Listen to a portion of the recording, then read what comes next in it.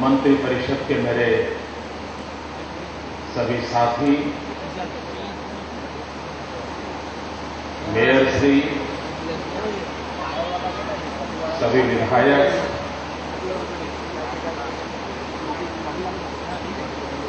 FICCI के मित्र,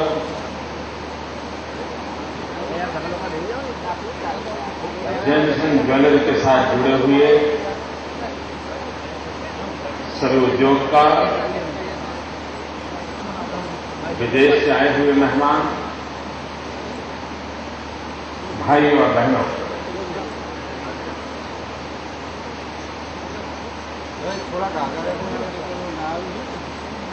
ये मेरे लिए आनंद का और सौभाग्य का अवसर है कि हम इस 3 दिवसीय समारोह का प्रारंभ कर रहे हैं।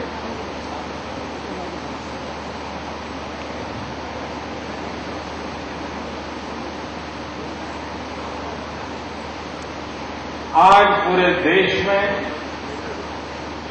गुजरात विकास के क्षेत्र में एक मॉडल के रूप में मान्य प्राप्त हो गया है। देश में कहीं पर भी विकास की अगर चर्चा होती है तो गुजरात की चर्चा बहुत स्वाभाविक है। लेकिन मित्रों, अभी भी अन्य प्रदेशों में या अन्य लोग गुजरात के विकास की चर्चा जो करते हैं वो अभी भी उसके पूर्ण स्वरूप में चर्चा नहीं हो रही। तारीफ हो रही है, गुजरात की गौरव गाथाएं कही जाती हैं, लेकिन एक बहुत सीमित दायरे तक ही चर्चा होती है और वो ज्यादातर ये होती है कि भाई सरकार अच्छी है, वहां अगर पूंजी निवेश करेंगे तो बहुत जल्दी काम होता है और कोई गड़बड़बाजी नहीं है। ऐसी 2-3 चीजों के आसपास ही ये चर्चा होती है। मैं समझता हूं कि अब जो समय है वो इन सीमित चर्चाओं को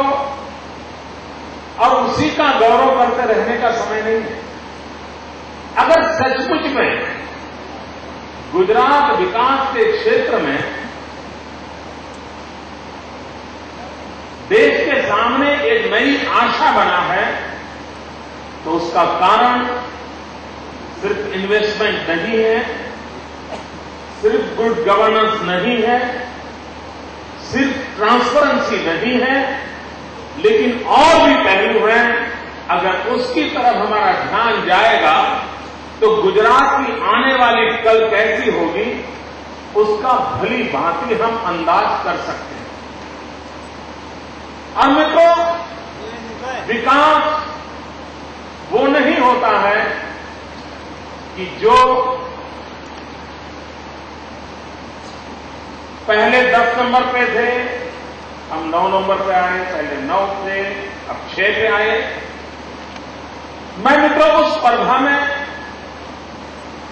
ज्यादा इंटरेस्टेड नहीं हूं। और उसका कारण है कि हम ऑलरेडी 1 नंबर पे कई दिनों से चल रहे हैं और हम तो चाहें कि जिन क्षेत्रों में आज हम नंबर 1 पर हैं कोई और आए और कुछ जोड़ लगाएं, उस 1 नंबर को वो प्राप्त करें ताकि अल्टीमेटली देश का भला हो। लेकिन हम ग्रीन फील्ड की ओर फोकस कर रहे हैं। हम नए क्षेत्रों पर फोकस करना चाहते हैं। हम एक विजुलाइज करते हैं कि आने वाली स्थिति कैसी बदली जा सकती है और आने वाले दिनों में इस ग्लोबल एरा में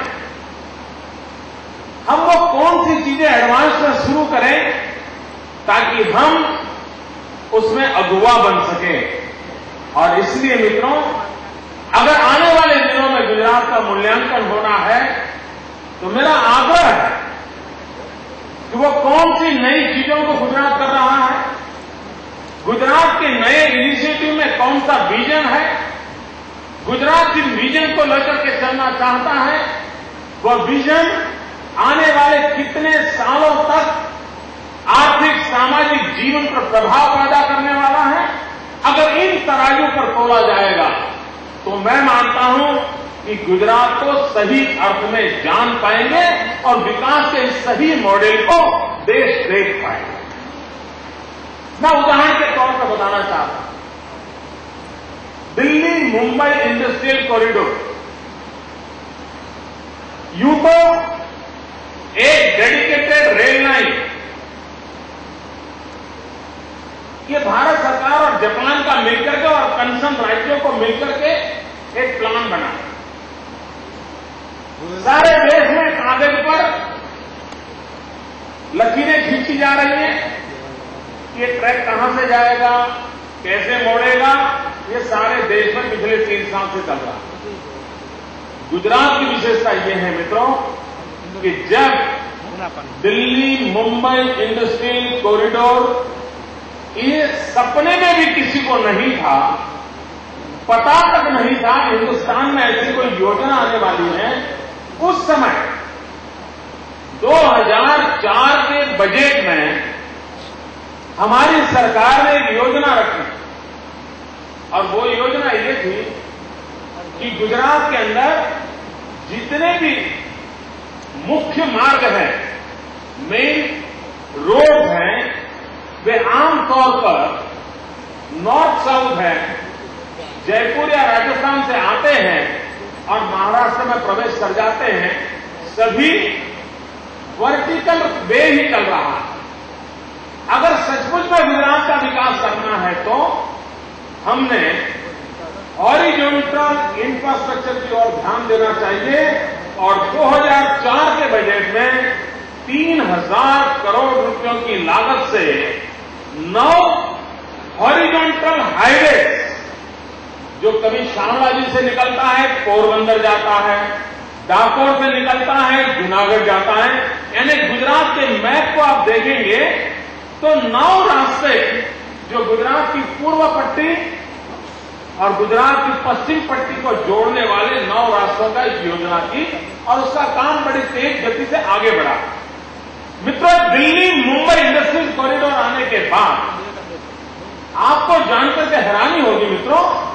कि विजन किस प्रकार से स्पार्क करता है। When we are in the center of sparkle,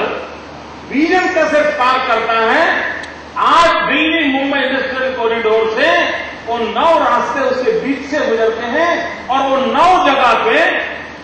एक प्रकार से पूरे हिंदुस्तान को काम आए वैसे लॉजिस्टिक सपोर्ट के हब वहां पर नए आ रहे हैं। हजारों करोड़ रुपयों का पूंजी निवेश, गरीब से गरीब के रोजगार की संभावना, और कल तक जहां कुछ नहीं है, आज भी जहां कुछ नहीं है, वहां आने वाली कल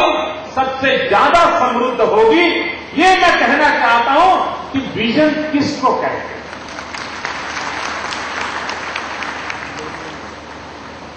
मित्रों, हमारे यहां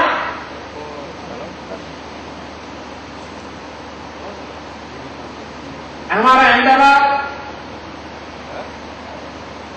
भारत के मैनचेस्टर के रूप में जाना जाता है। वहां पर हमारा मील उद्योग, कपड़े की मीलें, वही एक गुजरात का उद्योग, उसी वही की पहचान थी और उस पर हमें इतना गर्व था कि हम अगल बगल का कुछ देख ही नहीं पाए कि इतनी बड़ी बड़ी ये चिमनियां जो हैं ये धुआं निकाल लेगी। हाई राइज जो व्यवस्थाएं हैं गुजरात की धरती पर आते ही वो नजर आती हैं, वे कभी टूट भी सकती हैं, कभी ध्वस्त भी हो सकती हैं, वहां पर भी रोजगार खत्म हो सकता है। और विजुलाइज न करने के कारण कभी टेक्नोलॉजी अपग्रेडेशन नहीं किया, कभी मार्केट एडवेंचर एक्टिविटी नहीं की और कभी बदलते हुए युग की आवश्यकता के अनुसार परिवर्तन नहीं किया और स्थिति ये आई कि धीरे धीरे धीरे टेक्सटाइल इंडस्ट्री हमारे यहां से उस जगह से हट गई।